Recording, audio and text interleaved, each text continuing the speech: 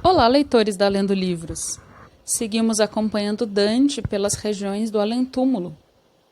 Neste momento, avançamos pelo paraíso. A Divina Comédia de Dante Alighieri, Paraíso, canto 19. A imagem da águia, que representa a ideia de império, começa a falar. Dante tem a impressão de ouvi-la como se fosse um coro, apesar de a imagem falar em primeira pessoa. O poeta florentino dirige-se a ela para dirimir uma velha dúvida. Por que os pagãos podem ser condenados por uma justiça que não conheceram? A águia mostra-lhe que a mente dos homens não é capaz de conhecer as questões que envolvem os princípios divinos. Ele passa então a dar o nome de vários reis cristãos que agiram de forma desprezível, ações que serão reveladas no juízo final. Com as asas estendidas, abrira-se diante de mim a bela imagem que se formara do concerto das felizes almas que fruíam a doce beatitude divina. Cada uma delas parecia um rubi em que o sol resplendia tão forte que em meus olhos poder-se-ia vê-lo inteiro. Jamais se falou ou se escreveu sobre o que devo retratar agora.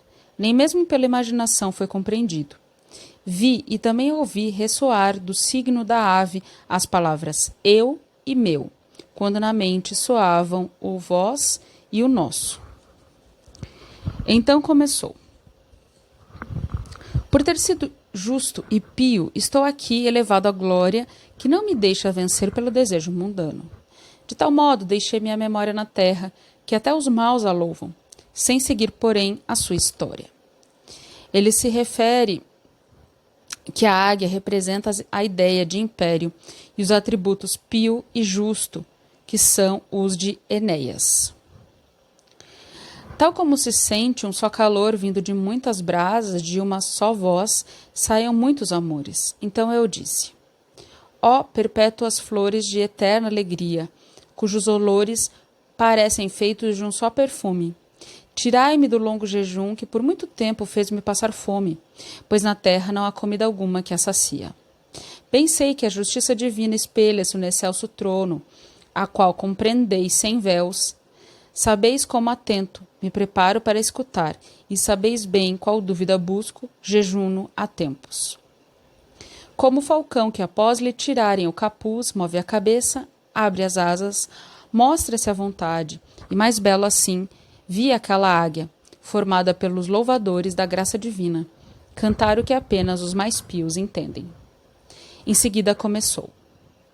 Aquele que gira o compasso até os extremos do mundo, no qual colocou o oculto e o manifesto, não imprimiu seu valor em todo o universo, para que seu verbo não o excedesse infinitamente.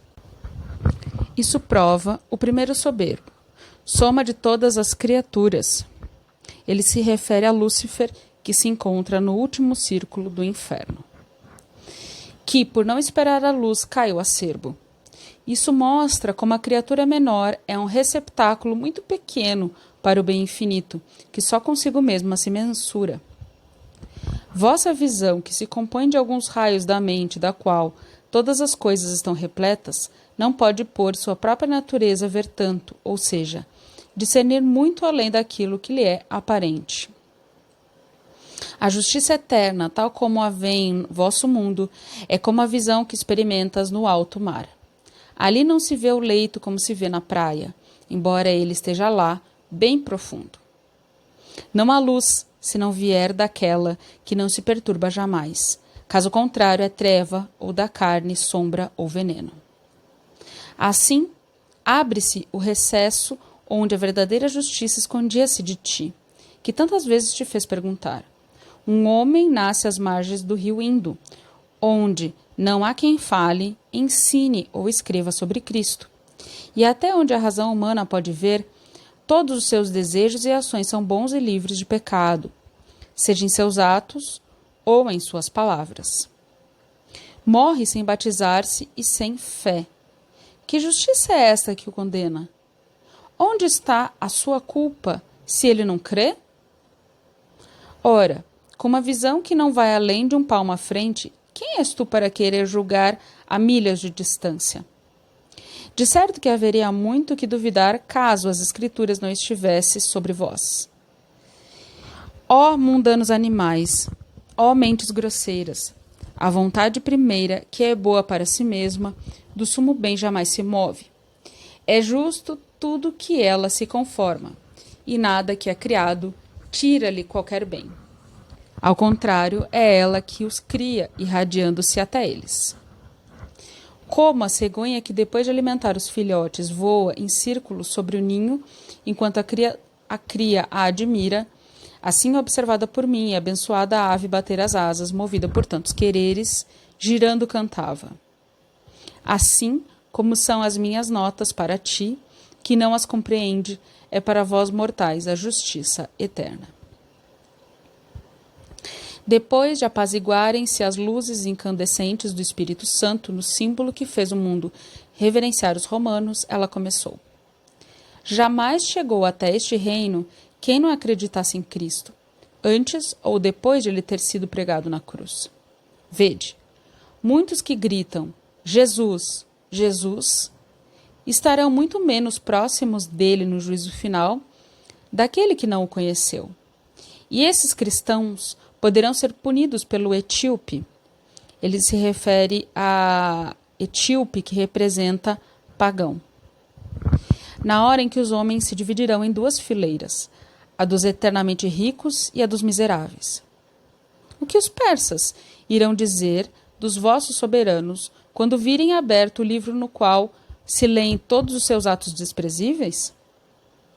Ali, em breve, se verá anotada a obra, entre outras, do rei Alberto, que deixará o reino de Praga deserto.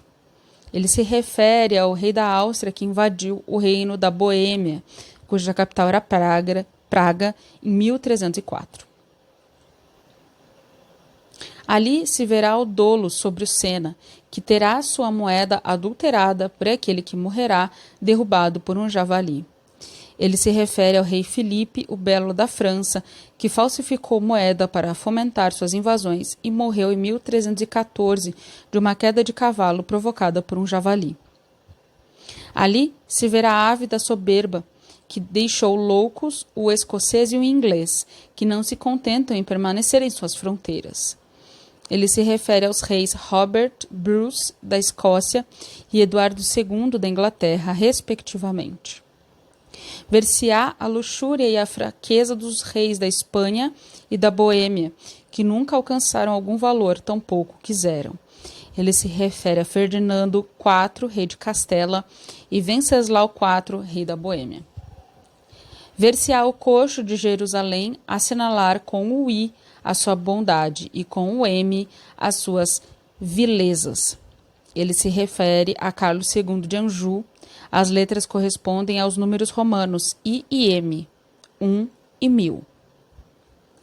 Ver-se-ão a avareza e a vileza daquele que olha para a ilha do fogo. Ele se refere ao reino da Sicília, onde fica o vulcão Etna. Frederico II de Aragão é o soberano aludido.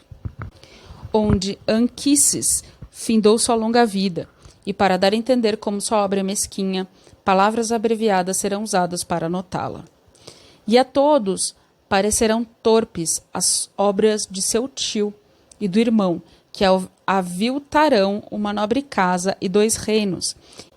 Ele se refere a Frederico II, rei de Maiorca, e Tiago II, rei de Aragão. E ali também se conhecerão os reinos de Portugal e da Noruega, e mais o da Sérvia, que por mal cunhou moedas venezianas falsas.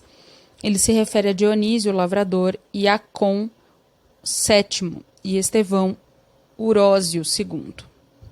Ó feliz Hungria, se não se deixar mais maltratar. Ó feliz Navarra, se proteger atrás do monte que a enfeixa. E prova disso é que lamentam Nicósia e Famagosta nas mãos de seus bestiais tiranos, que em nada se afastam dos demais. Fim do canto 19.